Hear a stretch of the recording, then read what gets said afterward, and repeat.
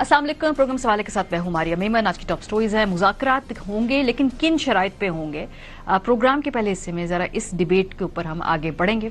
उसके बाद 2025 में पाकिस्तान आलमी तवज्जो का मरकज बना है। दुनिया भर में जो कुछ जरीदे हैं वो इस हवाले से, पाकिस्तान के हवाले से अपना नजरिया, अपना बयानिया बदलने पे मजबूर हुए हैं। उस पर बात करेंगे। आखिर में बेनजीर साहिबा की आज 18वीं बरसी है। 18 बरस हो गए लेकिन हम बीबी के कातलों तक पहुंचने में आज तक कामयाब नहीं हुए हैं। उसका भी जिक्र करेंगे, उन्हें भी याद करेंगे। आगाज करते हैं। मुज़ाकराती अमल में बड़ी पेशरफी है लेकिन क्या शराइत होंगी, इसके हवाले से आज अंसार अब्बासी साहब की दिलचस्प स्टोरी सामने आई है। हुकूमत इदारा जाती और आईनी इस्लाहात और कौमी सियासी मामलात पर राजी है। पार्लिमान को मजबूत बनाने, कानून की हुक्मरानी और वसी तर जमहूरी इस्लाहात पर भी आमादगी है। आईनी दायरा कार में रहते हुए सियासी कैदियों और दीगर कौमी सतह मामलात पर बातचीत भी हो सकती है। किसी भी रिलीफ या हल के लिए हुकूमत से बाहर के स्टेक होल्डर की आमादगी भी जरूरी है। तो ये खबर दी है जी हमें इस वक्त अंसार अब्बासी साहब ने। अपोजिशन की तरफ से मुज़ाकराती एजेंडे पे शराइत क्या है, जो तहरीक इंसाफ की और तहरीक तहफ़्फ़ुज़ पाकिस्तान, आईने पाकिस्तान की क़यादत है, उनकी क्या शराइत है, जरा पहले हम आपको वो सुनवाते हैं। मुज़ाकरात की जो हमारी शराइत है, शर्त नंबर 1 ये है कि फ्रेश इलेक्शन कॉल किए जाए। ये नाजायज हुकूमत है, इस हुकूमत को हम मानते नहीं है। तो पहली जो हमारी शर्त है मुज़ाकरात के लिए, वो फ्रेश इलेक्शन कॉल करना है नई ECP के अंडर। अगर इस पे गवर्नमेंट सीरियस है, बात करना चाहती है, तो तहरीक इंसाफ इस पे बात कर सकती है। देखिए, मुज़ाकरात जिन चीजों के ऊपर होने हैं उसके अंदर हमने कतन इस चीज का मुतालबा नहीं करना कि इमरान खान साहब को रिहा किया जाए, उनके केसेस खत्म किए जाए, मुलाकातें बहाल की जाए। इस वक्त जरूरी हमारे लिए ये है कि मुल्क जिन बहरानों में घिरा हुआ है, अवाम में जिस हद तक मायूसी फैली हुई और मुल्क को वापस डगर पर डालना है, तो फिर उसके लिए हमें गुफ्तगू तो करनी पड़ेगी। हल तो आखिरकार सियासतदानों ही नहीं निकालना है। इस हफ्ते शहबाज शरीफ साहब वज़ीर आज़म पाकिस्तान ने मुज़ाकरात का जिक्र किया। ये मुज़ाकरात किसकी ख्वाहिश पे हो रहे हैं? अब दोनों जो अतराफ हैं वो उसको पॉलिटिकल स्पिन देने की कोशिश करेंगे और दे भी रहे हैं। इख्तियार वली साहब कहते हैं जी कि ये बैरिस्टर गौहर साहब ने मिन्नतें की हैं, जिसके बाद ये मुज़ाकरात का मस्बत जवाब वज़ीर आज़म साहब ने दिया है। मुलाहिज़ा करें। गुज़श्ता 10 दिनों में बैरिस्टर गौहर जो PTI के चेयरमैन हैं, उन्होंने 3 बार वजीर आजम से बात करने के लिए, मुलाकात करने के लिए, डायलॉग के लिए लिटरली उन्होंने मिन्नत की है कि हम बात करना चाहते हैं, हमारे साथ बैठ जाएं। तो प्राइम मिनिस्टर ने उसका जो जवाब दिया है वो मुस्बत तरीके से दिया है। बैरिस्टर गौहर साहब कहते हैं कि जी उन्होंने पूरा साल वजीर आजम से रब्ता ही नहीं किया है, पिछले 10 दिन तो आप छोड़ दें। ट्वीट की उन्होंने कहा जी मैं कुछ मुख्तसर वजाहत कर दूं कि डायलॉग के सिलसिले में या अदरवाइज मैंने ना तो गुज़श्ता 10 दिनों में और ना ही इवन इस पूरे साल में कभी वजीर आजम साहब से रब्ता किया है। अगरचे मैं हमेशा से डायलॉग के हक में रहा हूं लेकिन इख्तियार सिर्फ अचकज़ई साहब और अल्लामा राजा नासिर साहब का है। हम कह चुके हैं कि अगर हमसे रब्ता हुआ या हमने कोई रब्ता किया तो हम जरूर आवाम को बताएंगे। मैं सबसे रिक्वेस्ट करूंगा कि बातचीत एक अहम मामला है, इस पर गैर संजीदा गुफ्तगू ना करें ताकि हालात मजीद खराब ना हो। इस दौरान जो अहम डेवलपमेंट हुई है वो ये है कि जो अपोजिशन की मुज़ाकराती कमेटी है उसको हतमी शक्ल दे दी गई है। महमूद अचकज़ई साहब हैं, राजा नासिर अब्बास साहब हैं और मुस्तफ़ा नवाज खोखर साहब हैं। असद कैसर तहरीक तहफ़्फ़ुज़ आईन पाकिस्तान में होने की वजह से शामिल होंगे। कोई PTI ओहदेदार जाती हैसियत में इस कमेटी में शामिल नहीं है। जो मुज़ाकरात होने हैं, क्या उसके ऊपर तमाम जमातें जो अपोजिशन की हैं वो एक पेज पे हैं या उनके मुख्तलिफ ख्यालात हैं? राना सनाउल्लाह साहब समझते हैं कि उनकी आपस में ख्यालात मिलते जुलते नहीं हैं। मुलाजा करें। अपोजिशन को डायलॉग की दावत दी है और उनका मकसद भी यही है कि अपोजिशन से डायलॉग किया जाए। अब जो तहरीक तहफ़्फ़ुज़ पाकिस्तान आइन है उनमें से 85% तो तहरीक इंसाफ है और तहरीक इंसाफ वालों ने अपने आप को अलहदा कर लिया है। हमारी तो ये ख्वाहिश होगी कि पूरी अपोजिशन जो है वो मुज़ाकरात में हिस्सा ले। ये सूरत हाल जो है वो कोई इतनी ज्यादा हौसला अफजा तो नहीं है, लेकिन इस बारे में वज़ीर आज़म जो है वो खुद ही इसका जो है वो इसको रिस्पॉन्ड करेंगे। आज स्पीकर कौमी असेंबली ने दोबारा मुज़ाकरात का जिक्र किया है, जरा सुनिए। मिनिस्टर साहब ने बार बार ये कहा है कि हम डायलॉग के लिए तैयार हैं और मैंने भी ये कहा है कि नेशनल असेंबली के स्पीकर का दफ्तर जो है वो आपके लिए अवेलेबल है। आप जब आना चाहें, बात करना चाहें, मुज़ाकरात करना चाहें, हुकूमत भी तैयार है, आप भी। दूसरी तरफ चीफ मिनिस्टर खैबर पख्तूनख्वा सुहेल आफरीदी साहब आजकल लाहौर में हैं और वो मुख्तलिफ जगहों पे रुकते रुकाते जो बयानात देते हैं, जो तकारीर करते हैं, उसमें वो मज़ाहमत की बात कर रहे हैं और कह रहे हैं कि खान साहब ने कहा है कि अब मज़ाहमत करनी है। तो एक तरफ मुज़ाकरात की बात है, दूसरी तरफ एक धड़ा वो जो good cop bad cop KP के लोग अग्रेसिव एक स्टांस ले रहे हैं, वो भी अपनी जगह कायम है। सीएम केपी के क्या कह रहे हैं, सुनिए। लीडर मेरे का जनाब इमरान खान साहब का फरमान आ चुका है कि हमने तैयारी पकड़नी है, क्योंकि इस दफा ये हमारे साथ आखिरी मौका होगा। इस दफा गलती की गुंजाइश नहीं होगी, क्योंकि मेरी लीडर का जेल से वाज़ा हिदायत है कि आजादी या मौत। इस दफा हमने हकीकी आजादी की ये जंग जीतनी है। प्रोग्राम के पहले से मैं बैरिस्टर कील मलिक साहब, वज़ीर ममलिकत बराए कानून और इंसाफ हमारे साथ मौजूद हैं। जुबैर साहब साबिक गवर्नर सिंध हैं। बहुत शुक्रिया आप दोनों हजरात का। बैरिस्टर साहब आपसे आगाज करूंगी। आज अंसार अब्बासी साहब की स्टोरी भी है कि 2024 के इलेक्शन पर कोई बात नहीं होगी, पार्लियामान को मजबूत बनाना, कानून की हुक्मरानी और बाकी जो रिफॉर्म्स हैं उस पर बात होगी, और इसके अलावा कोई रिलीफ या नहीं मिलेगा, कोई किसी शख्सियत के हवाले से बातचीत नहीं होगी, लेकिन सियासी कैदियों पे बातचीत हो सकती है। ये खबर है अंसार अब्बासी साहब की। जरा अगर आप हमें बता सकें, क्या इस तरह का कोई राब्ता हुआ है, उसके खदोखाल क्या हैं, जो सारी मुज़ाकरात की पेशकश है, इसका जरा हमें ओवरऑल बताइए कि क्या डोमेन है, किन इश्यूज पे बात होगी, किन पे नहीं होगी। बिस्मिल्लाहिर्रहमानिर्रहीम। बहुत बहुत शुक्रिया मारिया साहिबा। बिल्कुल देखें, मुज़ाकरात की पेशकश 12 दफ़ा वज़ीर आज़म ने की और आखिरी मरतबा काबीना की मीटिंग के थ्रू की, और बिल्कुल वाज़े तौर पे कहा कि कोई किसी को थ्रेट करके मुज़ाकरात नहीं हो सकते, और मुज़ाकरात बिल्कुल with in 4 corners of law में रहते हुए ही होंगे। ऐसा नहीं हो सकता कि मुज़ाकरात जो है वो अगर कोई जो तमाम तर इलेजिटिमेट डिमांड्स या रिक्वेस्ट हमारे सामने रखे तो बिल्कुल वो लेजिटिमेट डिमांड्स ही होंगी, लेजिटिमेट बात ही होगी जो मानी जाएगी मुज़ाकरात के दौर में। और वाज़े तौर पे ये भी आपको बताऊं कि सबसे पहला जो पॉइंट नंबर 1 या एजेंडा आइटम नंबर 1 है, वो तो इलेक्टोरल रिफॉर्म्स ही हैं, उस पर बिल्कुल बातचीत होनी भी चाहिए और हो भी सकती है। और अगर 24 की बात करेंगे तो फिर 18 की बात भी खुलेगी और 18 की बात भी होगी, तो ये बात बहुत दूर तक निकल जाएगी। तो इसलिए I think let's not dwell in the past and let's move on, late bygones B bygones in that sense, because हम 18 की बात करते हैं, वो 24 की बात करते हैं, और इसी तरह एक तारीख में जाते जाएं तो फिर तमाम तर जो है इलेक्शंस वो खोलने की बात होगी। बेहतर ये है कि आप फॉरवर्ड लुकिंग, फॉरवर्ड थिंकिंग हो, और इसमें इलेक्टोरल रिफॉर्म्स जो तमाम सियासी जमातें इस मुज़ाकराती अमल का हिस्सा हों, और वो बिल्कुल वाज़े तौर पे जो उनकी इलेक्टोरल रिफॉर्म्स हैं, जो इंतखाबी इस्लाहात हैं, उनके ऊपर बात करें, अपनी तजवीज़ लेके आएँ। हुकूमत बिल्कुल उन तजवीज़ के ऊपर जो है वो सोचो विचार करेगी। इफ़ एनीथिंग हुकूमत अपनी तरफ से भी कुछ तजवीज़ सामने रखेगी, और आई थिंक ये ऐसा एक पॉइंट है या एजेंडा आइटम नंबर 1 है जिस पे आगे बढ़ा जा सकता है और बातचीत हो सकती है। आपने सीरान की बात की तो मैं समझता हूं कि वो लोग जो सियासी कैदियों के हवाले से बताइए। उसी तरफ ही आ रहा हूँ। हाँ जी उसी पे ही आ रहा हूँ कि जो असीरान की बात करते हैं तो पहले तो हमें बताएं कि कौन से असीर की बात करते हैं। क्या वो लोग जो 9 मई के अफसोसनाक वाक़े में मुलविस हैं, वो तो अदालतों में हैं, उस पर तो बात नहीं हो सकती और ना ही की जा सकती है। बिल्कुल 9 मई के जो मामलात हैं वो तो उसी तरह अदालतों में आगे चलेंगे और चल भी रहे हैं, और आप देख रहे हैं मुतबातिर तौर पे अदालतें वक्तन फवक्तन फैसला भी दे रही हैं।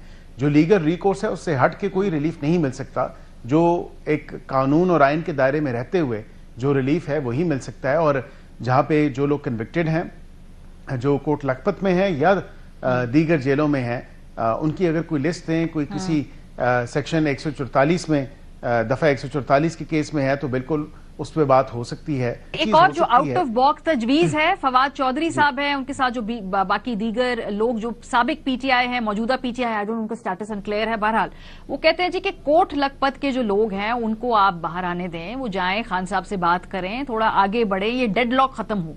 ये तजवीज कैसी है? देखिए, जो तमाम तर मामला नेशनल डायलॉग कमेटी की तरफ से है, जो फवाद साहब जो है उसको उसके एक बड़े सरकर्दा रुकन है और उसको लीड भी कर रहे हैं टू ग्रेटर एक्सटेंट। अच्छी उनकी देखें ना कोशिश को सराहना चाहिए। He is spoken some sense and has brought some sanity to PTI और पीटीआई के रैंक्स के अंदर, اور وہ بالکل جو ایک جمہوری طریقہ ہے، جمہوری رستہ ہے، بات چیت کا رستہ، تو وہ انہوں نے وہی اسی کی نشاندہی کی ہے، اسی کی نشاندہی کروائی اور کہا ہے کہ اسی رستے پہ ہی عمل کر کے یا اس پہ چل کے جو ہے بات چیت کا آگے رستہ جو چلے گا، جو بات آگے کھلے گا، بڑھے گا، تو اسی پہ ہی بات ہو سکتی ہے۔ اور ایک پرول کی بھی بات آئی، اور میں آپ کے اس پلیٹ فارم سے یہ بھی شیئر کروں گا کہ یہ بھی تاثر دیا گیا کہ حکومت خود اپنے تئیں پرول پہ ریلیز کر دے یا رہا کر دے۔ ایسا نہیں ہو سکتا، پرول کے کچھ پری ریکویزٹس ہوتے ہیں۔ پہلی تو بات ہے کہ کیا وہ لوگ جو سزا یافتہ ہیں، جو 9 مئی کے کیسز میں ہیں، یا جو یہ کہتے ہیں کہ جی کوٹ لکھپت کے اسیران ہیں، جو لوگ پارٹی کی سینئر پوزیشنز پہ رہے ہیں، ان کو ریلیز کرنے کے حوالے سے پرول پہ، تو میں یہ آپ کو ضرور کہہ سکتا ہوں کہ پہلی تو درخواست ان کو خود دینی چاہیے، اور وہ پھر پرول آفیسر کی تعیناتی، اور پھر پرول بورڈ کی تشکیل، اور پھر اس کی جو پری ریکویزٹس ہیں، جو اس کی ریکوائرمنٹس ہیں، ان کا کمپلیٹ ہونا، تو پھر جا کے کہیں بات آگے بڑھے گی یا فیصلہ ہوگا۔ اب اپنے تئیں حکومت تو نہیں کہہ سکتی کہ جی ہم ہی درخواست دیں، ہم ہی مدعی بنیں اور ہم ہی کہیں جی کہ ان کو پرول پہ رہا کر دیا جائے، ایسا نہیں ہو سکتا۔ کچھ دیکھیں نا، قانون کے اور آئین کے بیانات مختلف ہیں، ایکشنیبل سٹیپ مختلف ہونا چاہیے، ریکویسٹ کرنی چاہیے۔ زبیر صاحب، یہ آپ گفتگو ساری سن رہے ہیں، میں نے کہا ذرا تسلی سے پہلے بیرسٹر صاحب سے پوچھ لیں کہ حکومت کا کیا موڈ ہے، تو وہ تو نظر آ رہا ہے وہ 2024 کے الیکشن پہ بات نہیں کریں گے، کیونکہ وہ کہہ رہے ہیں کہ 2018 کے الیکشن پہ بھی بات نہیں کریں گے، آگے بڑھیں گے۔ تو یہ ادھر سے نقطۂ آغاز آگے کے الیکشن کے حوالے سے ریفارمز، یہ کیسا ایجنڈا ہے، یہ کیسی سوچ ہے، یہ کیسی آفر ہے؟ نہیں، بالکل غلط آفر ہے۔ جو کلپرٹس ہیں 2024 کے الیکشنز کے، they have to be punished, اور اس کی بات چیت نہ کرنا کا مطلب یہ ہے کہ آپ ایک سٹولن مینڈیٹ پر بیٹھے ہوئے ہیں اور آپ کہہ رہے ہیں نہیں 2018 میں بھی ہو، تو کھول لیں 2018 کا بھی، بات چیت کر لیں، آپ کنڈیشن لگا دیں کہ 2024 کے بھی ہوئیں گے اور 2018 کے بھی ہوئیں گے۔ I have no issue, but problem difference کیا ہے 2018 اور 2024 کا؟ ایک تو ڈگری کا بہت بڑا فرق ہے، لیکن سب سے بڑا فرق یہ ہے کہ 2018 کا آپ کہہ دیں کہ جی بالکل دھاندلی سے پی ٹی آئی آئی تھی، اس کا کوئی ایک سمبولک ویلیو ہوگی۔ 2024 کے تو آج وہ بیٹھے ہیں حکمرانی کرنے کے لیے، سو دیر از اے ہیوج ڈفرنس کہ اگر یہ طے ہوتا ہے اور ایکسیپٹ ہوتا ہے کہ 2024 کے الیکشن میں اتنی زیادہ دھاندلی ہوئی تھی جس کی کوئی پاکستان کی مثال نہیں ملتی ہے، پاکستان کے کانٹیکس میں جہاں اتنے دھاندلی شدہ الیکشنز ہوتے رہے ہیں، تو آپ یہ کہیں کہ اس میں بات ہی نہیں ہوگی۔ You are sitting as a result of that, آپ ایک زبردستی عوام کے مینڈیٹ کے برخلاف ہے۔ ہاں، اگر آپ یہ کہتے ہیں کہ جی ہم بات چیت کرتے ہیں، ہم ہر میکنزم کرنے کے لیے تیار ہیں ٹو پروو کہ 2024 میں کوئی دھاندلی نہیں ہوتی، تو وہ ایک اور بات ہے۔ بٹ ہاؤ کین یو سے کہ جی نہیں ہم نے کی ہے لیکن 2018 میں بھی ہوئی تھی، we should not be punished. 9 مئی آپ کو بالکل یاد ہے، یاد بھی ہونا چاہیے، لیکن 8 فروری 2024 بھی آپ کو یاد ہونا چاہیے۔ وہ زیادہ بڑا جرم ہے، اس میں آپ نے پورے پاکستان کے عوام کے ساتھ ان کا مینڈیٹ چوری کیا ہے۔ That's a far worse crime I would say then آپ بالکل 9 مئی کے معاملے تو کبھی بھی نہیں روکا۔ ان کا موقف یہ ہے کہ آپ شروع کریں الیکٹورل ریفارم سے، کانفیڈنس بلڈنگ میئر کریں، اس کے بعد مذاکرات کا جو پورا دائرہ ہے وہ وسیع ہو سکتا ہے اور نقطے بھی آ سکتے ہیں، اسیران کی بھی بات ہو سکتی ہے، لیکن شروع آپ کو ریفارم سے کرنا ہوگا۔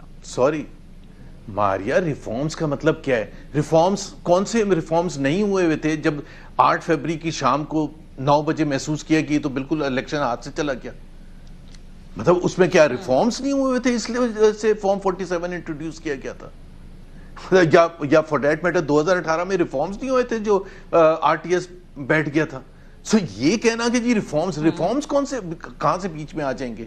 آپ جتنے مرضی کر لیں۔ ٹھیک ہے، تو پھر نقطۂ آغاز کیا ہونا چاہیے زبیر صاحب؟ نقطۂ آغاز کیا ہونا چاہیے؟ اگر میں کہوں چلے یہ ٹھیک ہے، یہ میں آپ کو بتاتا ہوں، دیکھیں ایک تو پلیز اگر یہ ایکسیپٹ کرنے کے لیے تیار نہیں ہے، دس از ایروگنس بیسڈ آن ایروگنس۔ جو بیرسٹر عقیل آج بات کر رہے ہیں، یہ سن 60 کی دہائی میں بھی باتیں سنی ہوئیں کہ ایوب خان کے دور میں نہیں جی جو اسیران ہیں وہ تو ان کے کورٹس ہی فیصلہ کریں گے اور کورٹس آزاد ہیں، نہیں جی ذوالفقار علی بھٹو کا تو فیصلہ کورٹ ہی کریں گے اور نواز شریف کا فیصلہ کورٹ کریں گے، بے نظیر۔ وہ سارے ڈکوسلے تھے، اس کے کوئی سینس نہیں تھا۔ اس میں سب کو پتہ ہے کہ وہ کورٹس آزاد نہیں تھے، نواز شریف کے وقت میں بھی آزاد نہیں تھے، آج بھی بھی آزاد نہیں ہیں، اور آج تو زیادہ آزادی ہیں جب سے آپ نے یہ 26 اور 27 امینڈمنٹ ہوگی. اگر ہم یہ ریکگنائز کرنے کے لیے تیار نہیں ہے کہ ہمارے کورٹس آزاد، ان کو کون دنیا مانتی ہے؟ ہمیں بھی پتہ ہے وہی نواز شریف تھے جو ایک زمانے میں ان کو سزائیں دی گئیں، اور وہی نواز شریف تھے جب واپس آئے تو ان کو کورٹ بھی نہیں جانا پڑا اور ایئرپورٹ پہ بیٹھ کے ان سے انگوٹھے لگوا لیے. So let's not talk about the judiciary. لیکن زبیر صاحب جو آپ یہ بات کر رہے ہیں نا، چلے آپ آبجیکٹو بات کر رہے ہیں، آپ آبجیکٹو بات کر رہے ہیں، آپ کہہ رہے ہیں جی 2018 بھی پرابلمیٹک تھا، 2024 بھی پرابلمیٹک تھا، لیکن جو آپ کے باقی اتحادی ہیں، فار ایگزامپل تحریک انصاف، کیا یہ ماننے کو تیار ہے کہ 2018 کے الیکشن کھلے گا اور وہ پرابلمیٹک الیکشن تھا؟ کیا وہ ماننے کو تیار ہے کہ جی اس وقت وہ جس طرح سے جو الزامات لگتے ہیں تو وہ بھی، ہاں تو وہ نقطۂ آغاز تو پھر وہ 18 پہ نہیں مانیں گے، 24 پہ نہیں مانیں گے، تو یہ تو پھر نان سٹارٹر ہو جائے گا نا. نہیں میں سٹارٹنگ پوائنٹ ان کو دے دوں. I think over and above to 2024 election 2018 election. دیکھیں عمران خان نے محمود اچکزئی کو نامینیٹ کیا کہ جو بھی وہ فیصلہ کرے، ٹی ٹی اے پی کی لیڈرشپ جو بھی فیصلہ کرے. اگر یہ سمجھتے ہیں کہ اس سے مسئلہ کچھ نہ کچھ ہو سکتا ہے، یہ محمود اچکزئی اور ٹی ٹی اے پی کی لیڈرشپ کی ایک ملاقات عمران خان کے ساتھ کرا دیں. اس سے فائدہ کیا ہوگا؟ جب وہ باہر آ کے ایک کلیئرٹی کے ساتھ کریں گے تو وہ ایلیمنٹس ہیں پی ٹی آئی کے جس کو فواد چودھری بھی بلیم کرتے ہیں کہ جی وہ ہاکس ہیں اور وہ پتہ نہیں کیا باتیں کر رہے ہیں، ان کے لیے بھی ایک کلیئر میسج آ جائے گا. اور دوسرا ان کو انیشیٹو لے کے نہ رہا کریں شاہ محمود قریشی کو یا وہ جو لاہور کوٹ لکھپت جیل میں، ان کے 2-3 لوگوں کی ملاقات عمران خان سے کرا دیں. دیکھیں آپ یہ تو ان کے بس میں نا، میں نہیں کہہ رہا کہ وہ ریلیز کر دے، حالانکہ ان کو غلط رکھا ہوا ہے، ان کو کوئی ان کا جرم نہیں ہے، 100% کوئی جرم نہیں ہے، بالکل ان کو غلط رکھا ہوا ہے، اور تاریخ ایسی ہی ثابت کرے گی کہ ان کو غلط رکھا گیا تھا. بیرسٹر عقیل تو ابھی ینگ ہیں، یہ دیکھیں گے سامنے، یہ بھی ایک وقت میں یہی کہہ رہے ہوں گے. لیکن آپ کوئی سٹیپ فارورڈ لیں تاکہ بریک تھرو ہو. آپ محمود اچکزئی کی ملاقات کیوں نہیں کرا سکتے عمران خان سے؟ آپ کہتے ہیں نہیں جی وہ، لیکن زبیر صاحب جو نئے سیئرز ہیں وہ کہتے ہیں کہ اچکزئی صاحب کو خود بھی معلوم نہیں ہے کہ کیا ان کے پاس جو عمران خان صاحب نے انہیں مذاکرات کے لیے بھیجا ہے، کل کو وہ کمٹمنٹ دے آئیں گے تو وہ ان کے پیروں کے نیچے سے کارپٹ نہ کھینچ لیں، کیونکہ ماضی میں رہا ہے کہ یہ کچھ تحریک انصاف کے ڈیلیگیشن سے کہتے ہیں کہ جی کمٹمنٹ دے کر بھی بعد میں، فار ایگزامپل الیکشن کی ڈیٹ کی بات کر لیں اگر ہم 2022 کے. دیکھیں ماریا، دیکھیں میں تو اس وقت کی بات کر سکتا ہوں، میں محمود اچکزئی سے بہت کلوز ہوں، میں ان کے ساتھ اٹھتا بیٹھتا بھی ہوں، بات چیت بھی ہے. ان کو کوئی شک و شبہ نہیں ہے کہ ان کو آتھرائز نہیں کیا عمران خان نے. ظاہر ہے بیرسٹر گوہر جو ہیں، سلمان اکرم راجہ جو ہیں، یا اسد کیسر جو ہیں، they are top leadership of P T I, اور وہ جب پبلکلی یہ سٹیٹمنٹ دیکھتے ہیں، سارے میڈیا کے سامنے یہ سٹیٹمنٹ دیتے ہیں کہ جی ہی از آتھرائزڈ بائی عمران خان جو بھی یہ فیصلہ کریں گے. وہ یہ نہیں کہتے ہم کیا چاہتے ہیں، نہ سلمان اکرم راجہ یہ کہتے ہیں، نہ بیرسٹر گوہر کہتے ہیں، نہ اسد کیسر کہتے ہیں، نہ ہی دوسری جو پی ٹی آئی کی لیڈرشپ وہاں میں جن سے ملتا ہوں یہ پبلکلی جو پوزیشن لیتے ہیں. ہاں دیر آر ایلیمنٹس جو کہ دوسری بات کرتے ہیں. سو اگر تو ہم نے اس کو ریزالو کرنا ہے یا ہم نے صرف بیٹھ کے دوسرے مزے لینے کہ پی ٹی آئی آپس میں لڑتی رہے، اس طرح سے کام بن جائے گا. مسئلہ کیا ہے؟ ہم ایک فائنل ورڈ، مسئلہ یہ ہے کہ are we trying to solve the problem of the people of Pakistan. اگر پاکستان کا پرابلم تو یہ بھی ہے نا کہ ادھر یہ گفتگو کی بات کر رہے ہیں اچکزئی اینڈ کو، دوسری طرف پھر خان صاحب کے اور تحریک انصاف کے اپنے آفیشیل اکاؤنٹ سے سخت ٹویٹیں ہو جاتی ہیں. اب یہ کیس آپ کا کمزور ہو رہا ہے، مضبوط ہو رہا ہے، اس اگریشن سے آپ کے مذاکرات کا عمل بہتر ہوگا، خراب ہوگا، یہ آپ بتا سکتے ہیں بہتر. لیٹ محمود اچکزئی میٹ عمران خان اور ان کو تمام پہلو بتاتے ہیں کہ چاہے وہ ٹویٹس کے حوالے سے ان کا پوائنٹ آف ویو ہے کہ اس سے پازیٹیوٹی آتی ہے، نیگیٹیوٹی آتی ہے، مسائل کا حل کی طرف جاتے ہیں. یہ ایک ملاقات کراتے ہیں، اس میں تمام چیزیں آ جائیں گی. بہت سی ایسی چیزیں ہیں جو ہم سمجھتے ہیں کہ عمران خان سے ملاقات، Imran Khan is the decision maker, Salman Akram Raja is not, barrister Gohar is not. تو وہ جو ہم جب بات کر رہے ہیں کہ جی جب عمران خان یہ کہتے ہیں کہ ٹی ٹی اے پی کی لیڈرشپ کو میں نے آتھرائز کر دیا ہے، تو ٹی ٹی اے پی کی لیڈرشپ کی بھی تو کوئی ہوں گے کہ جی ہم یہ سجیسٹ کرتے ہیں گوئنگ فارورڈ یہ کریں. ہو سکتا ہے اس سے کچھ نہ کچھ برف پگھلنی شروع ہو جائے. صحیح. بیرسٹر صاحب سے پوچھتے ہیں نا بھائی، بیرسٹر صاحب آپ کو بھی کنفیوژن پسند ہے، آپ بھی چاہتے ہیں دھند چھائی رہے، تحریک انصاف میں کلیئرٹی نہ ہو.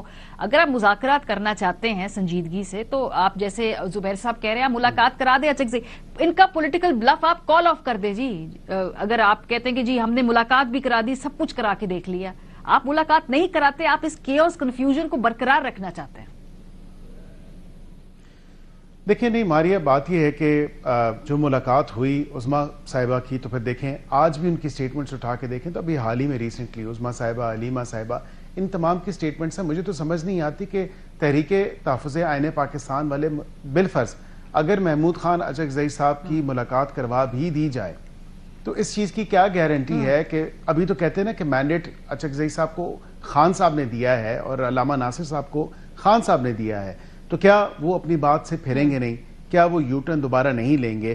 اب یہ دیکھیں نا، ٹی ٹی اے پی جو تحریک تحفظ آئین پاکستان کے جتنے ہمارے دوست ہیں باشمول ہمارے بھائی، میرے بھائی زبیر صاحب، وہ بالکل مجھے بتائیں کہ کیا وہ کدھر کھڑے ہوں گے کہ ایک اگر فیصلہ کر لیا، مذاکرات کا دور شروع ہو گیا اور فیصلہ ہو گیا، تمام چیزوں پہ جو ہے وہ ڈسکشن ہو گئی اور پھر اس کے بعد بالکل ایک ڈیسائیڈ ہو گیا کہ یہ تمام تر چیزیں ہیں جی، ہم نے ان پہ فیصلہ کر لیا اور یہ ہم نے ایگری اپون کر لی ہیں، تو پھر اگر اڈیالہ میں بیٹھے خان صاحب جو ہیں وہ کہیں کہ جی میں تو اس تمام تر فیصلے کے اوپر پابند نہیں ہوں، سر وہ ان کا مسئلہ ہے. میں کہہ رہی ہوں آپ اپنی طور پہ ملاقات نہ کروا کے اس کنفیوژن کو آپ مزید بڑھا رہے ہیں نا.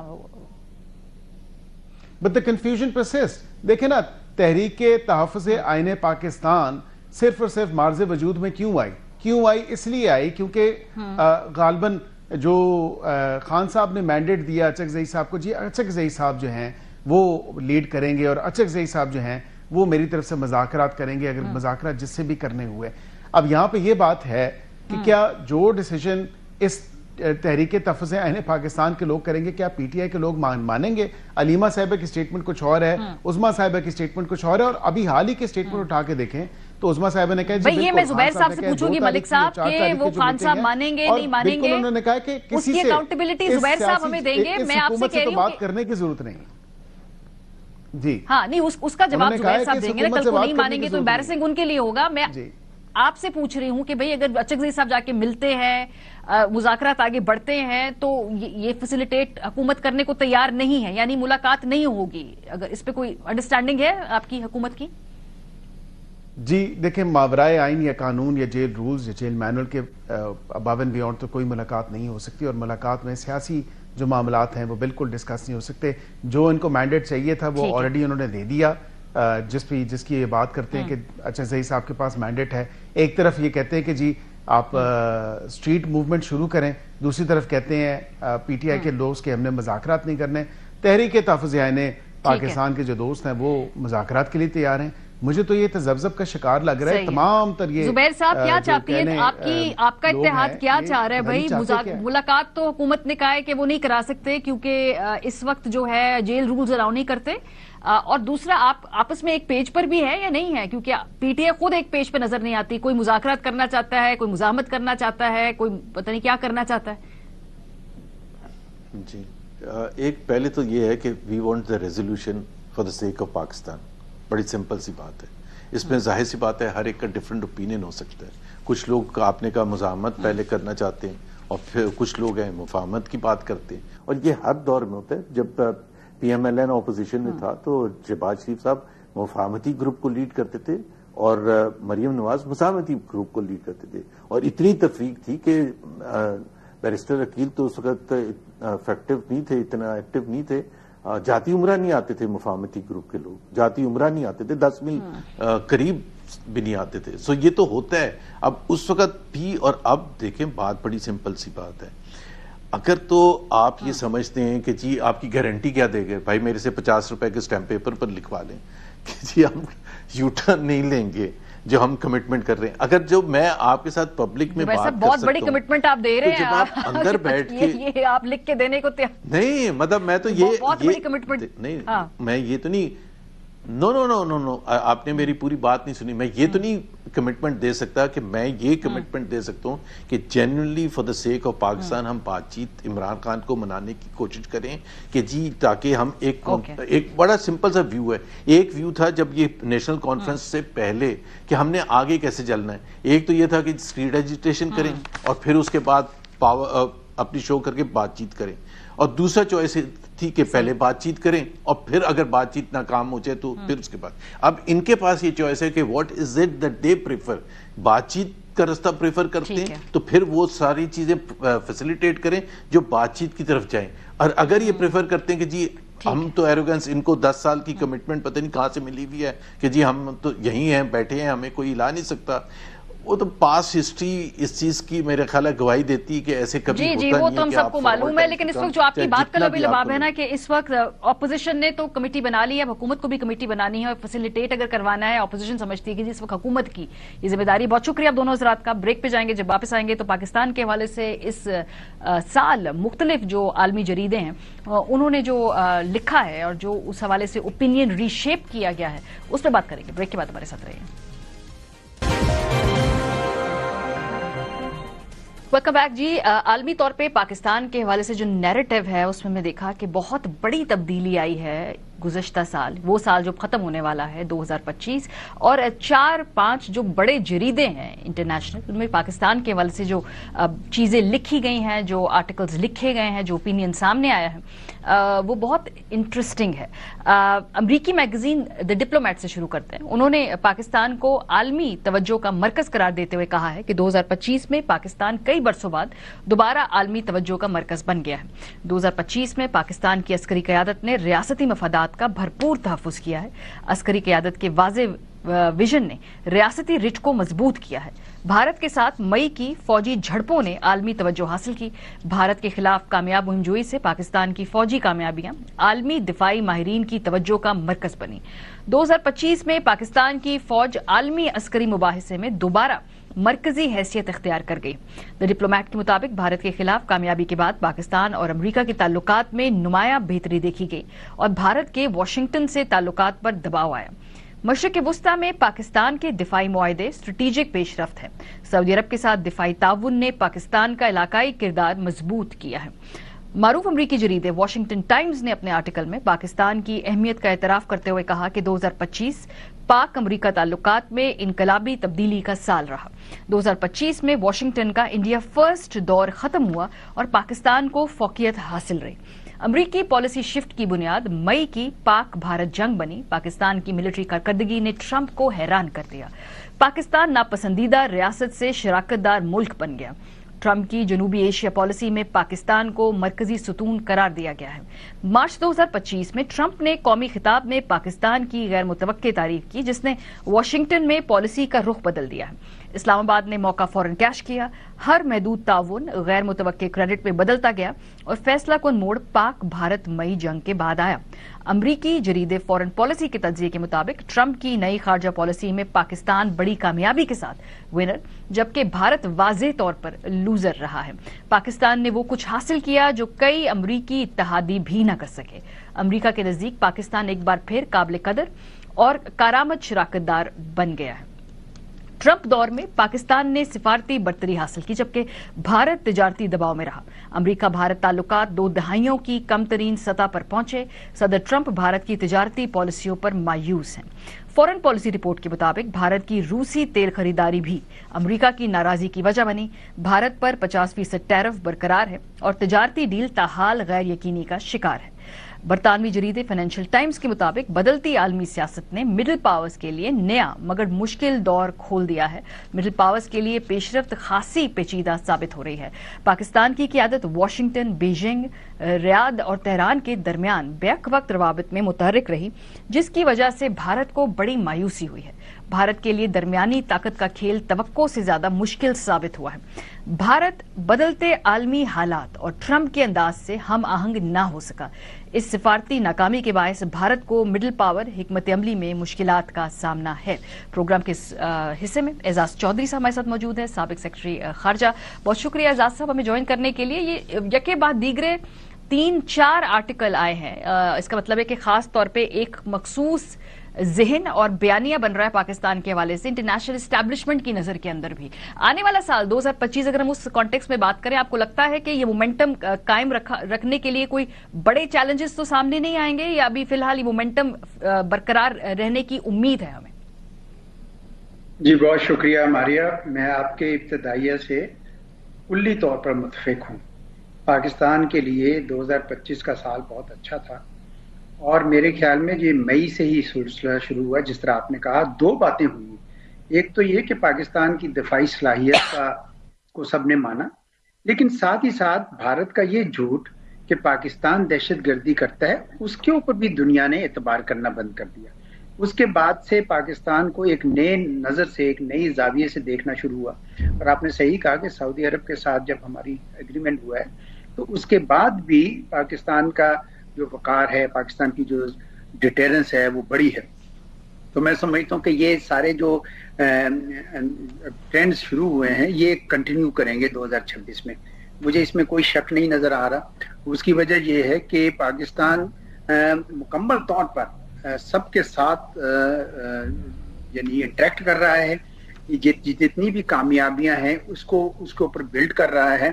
जो मुझे थोड़ी बहुत अगर कोई चीज़ नज़र आती है, वो सिर्फ ये नज़र आती है कि चूंकि खारजा पॉलिसी दाखिला पॉलिसी के साथ भी जुड़ी है, तो अगर दाखिला पॉलिसी भी अगर हमारी थोड़ी मजबूत हो जाए, यानी इस हवाले से कि हमारे यहाँ कुछ सियासी इस्तेहकाम हो, हमारी इक्तिसाद जो है वो बेहतर हो जाए, तो ये जितने मौके आए हैं इससे ज़्यादा फ़ायदा उठाया जा सकता है। मिसाल के तौर पर जो सरमायाकारी हम तवक्को कर रहे हैं अमेरिका से, चीन से, रूस, तुर्की से, मलेशिया से, ये सारी की सारी उस वक्त ही हो सकती है जब पाकिस्तान अपनी एब्जॉर्प्शन कैपेसिटी बढ़ाएगा।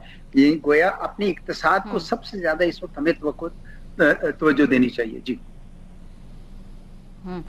आप ये जो सारी बात कर रहे हैं कि जी दाखिला पॉलिसी और खारजा पॉलिसी का जो ताल्लुक आपने बताया है, इसके अलावा जो अगले आने वाले 6 महीने हैं, कौन से बड़े बड़े ऐसे सिग्निफिकेंट फॉरेन पॉलिसी के ऊपर पाकिस्तान को फैसले करने होंगे? मेरे ख्याल उसमें शायद गजा के अंदर वो peace keeping force, enforcing force तो पाकिस्तान नहीं भेजेगा, पीस कीपिंग फोर्स में किरदार होगा। इसके अलावा कोई आपको लगता है कि 2-4 ऐसे बड़े इवेंट्स हैं खारजा पॉलिसी के हवाले से जिसपे आगे आने वाले जो चंद माह है वो इंटरेस्टिंग हो सकते हैं?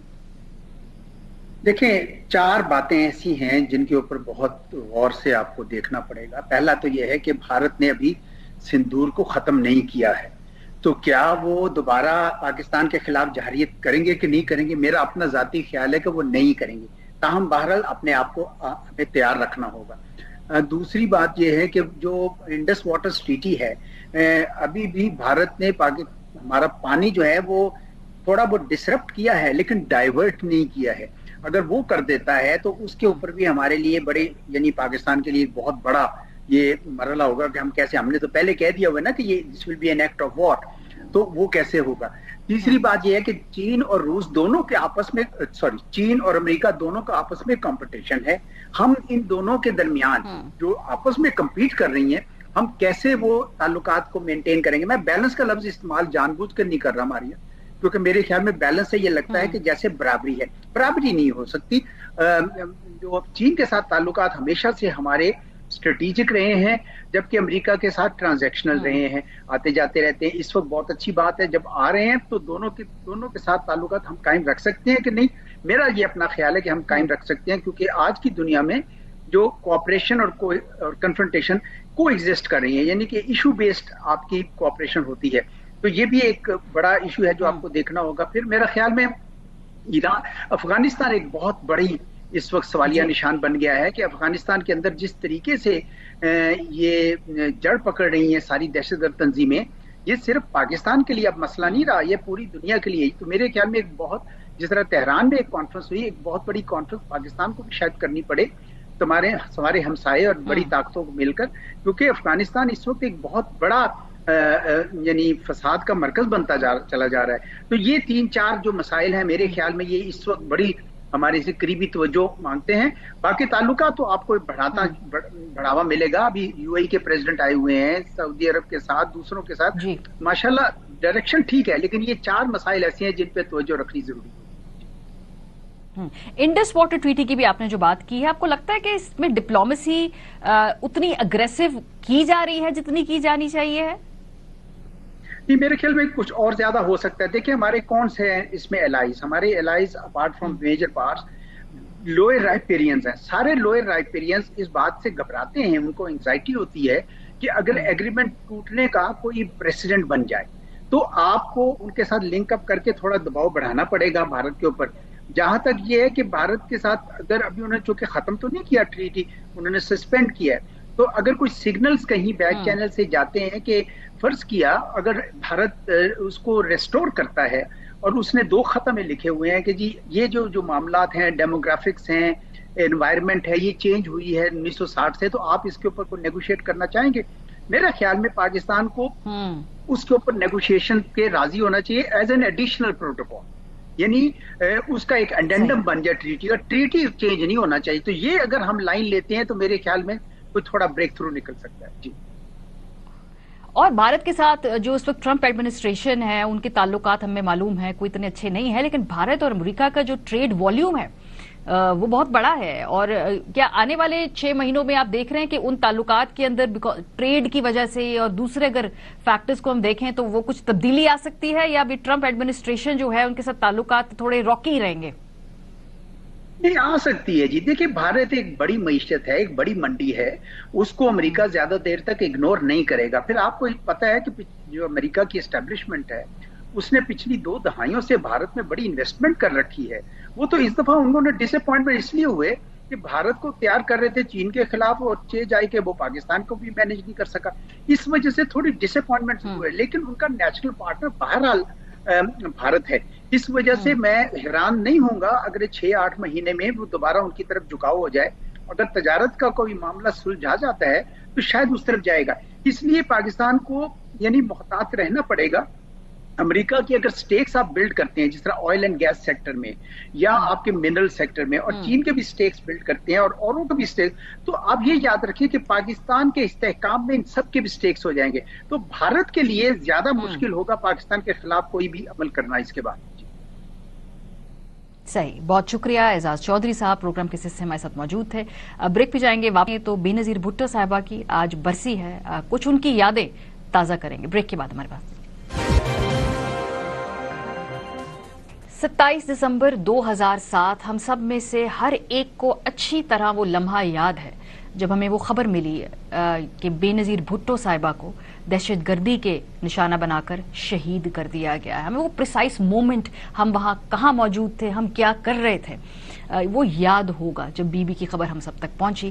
اور آج 18 سال ہو گئے ہیں. ہر سال ہم بی بی کی برسی تو مناتے ہیں, لیکن ان کے قاتلوں کے حوالے سے ہم کبھی بھی کسی منطقی انجام تک نہیں پہنچ سکے ہیں. وہ 27 دسمبر 2007 کو انتخابی مہم کے دوران راولپنڈی کے لیاقت باغ میں خودکش بم حملے کا نشانہ بنی. وہ 1988 میں ملک کی پہلی خاتون وزیر اعظم تھی اور یہ تاریخی اعزاز ان کو حاصل رہا. وہ اب تک تاریخ میں واحد خاتون وزیر اعظم ہیں. یہ اعزاز ان کو 2 بار حاصل رہا ہے, اور وہ 97 سے 2007 تک 8 سالہ خود ساختہ جلا وطنی بھی رہی. 18 سال بعد بھی یہ سوال برقرار ہے کہ بے نظیر کا قاتل کون تھا. 2009 میں UN فیکٹ فائنڈنگ مشن نے تحقیقات کی, لیکن اس کا کوئی نتیجہ نہیں نکل سکا ہے. پروگرام کا وقت ختم ہو گیا. اپنا فیڈ بیک دینا مت بھولیے گا. خیال رکھیے. خدا حافظ.